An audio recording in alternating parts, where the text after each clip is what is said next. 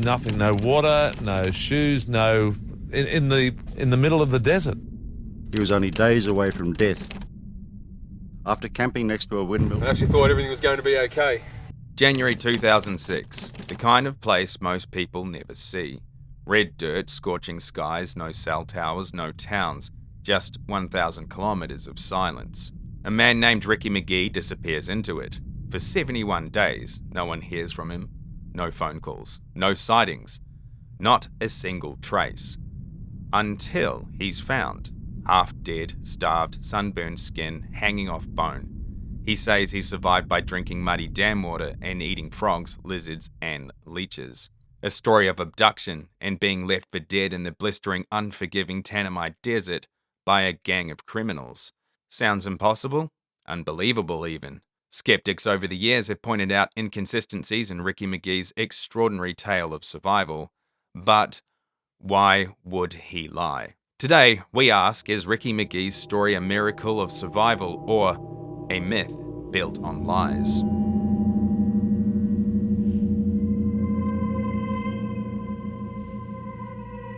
G'day, welcome back to Shadow Matter, where I take a look at a darker side of our world with a focus on stories and cases from Australia and New Zealand, here, every second Sunday.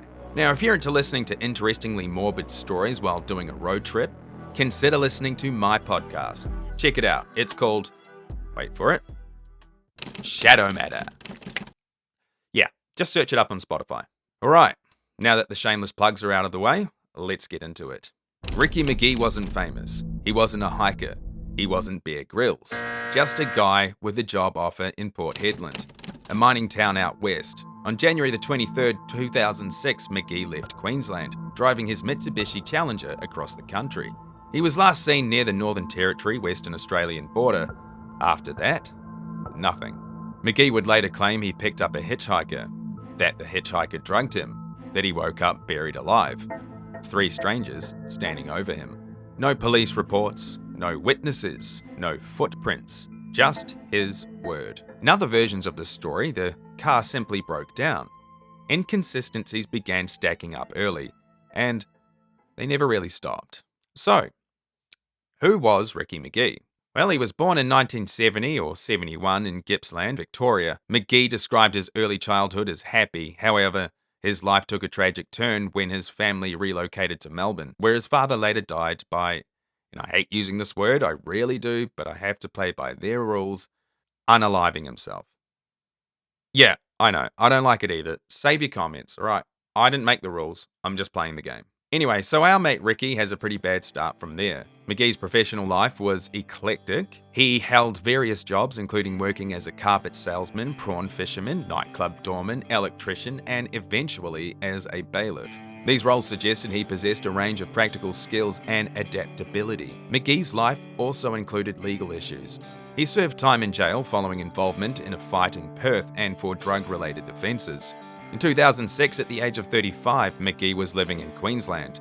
He accepted a job offer in Port Hedland, Western Australia, which required a long drive across the country. In January 2006, Ricky Megee was en route to a new job in Port Hedland, Western Australia. However, specific details about the company that employed him at the time are not publicly available. Yeah, couldn't find much about it. However, the mining industry in Port Hedland is dominated by major companies such as BHP and Rio Tinto, along with various contractors and service providers. So, given Megee's diverse work history, including roles as a carpet salesman, prawn fisherman, blah blah blah, etc., it's plausible that he was hired for a position related to one of those, the mining or construction sectors. While driving along the Bunteen Highway en route to take up his position with the unknown company, Megee claimed he stopped to assist individuals whose vehicle had broken down.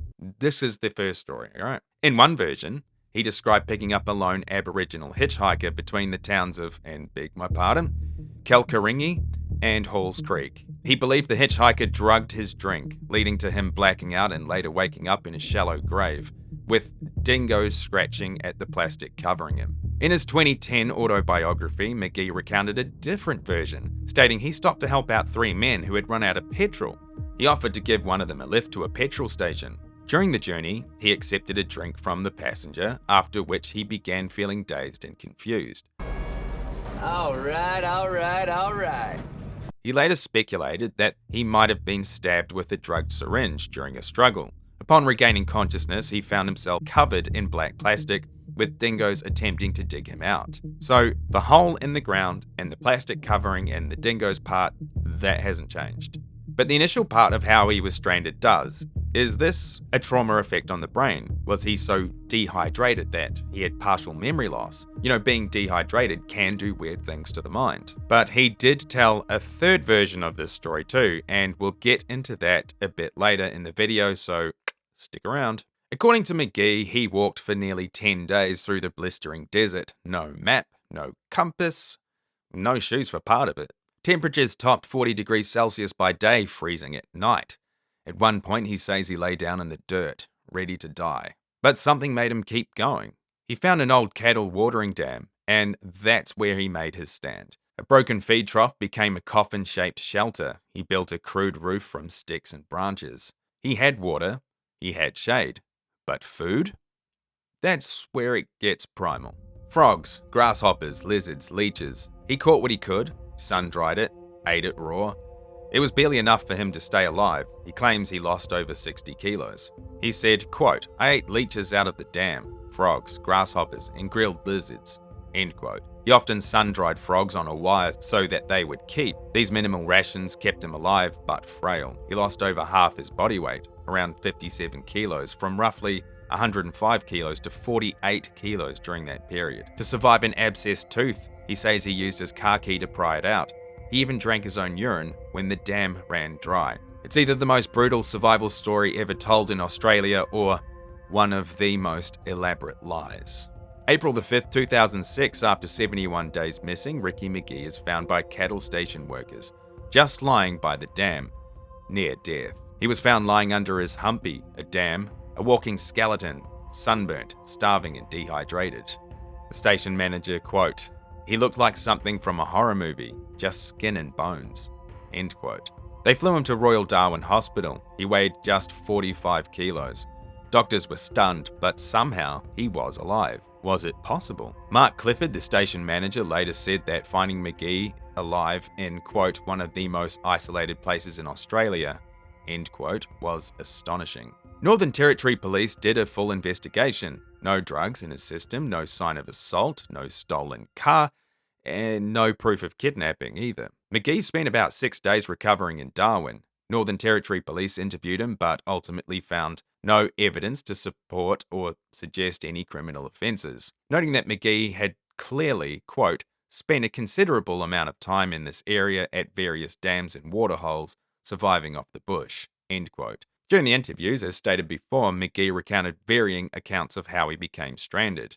In some versions, he claimed his car broke down. In others, he stated he was drugged after giving a lift to a stranger. He described waking up in a shallow grave covered in black plastic with dingoes attempting to dig him out. But they did find something. Clear evidence Megee had lived rough near the dam. Discarded bones, fire pits, the humpy shelter, a body-shaped trench under a feed trough. A man had definitely survived out there.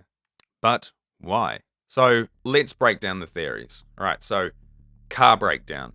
This is the simplest version. Megee's car broke down. He got panicked. He got lost.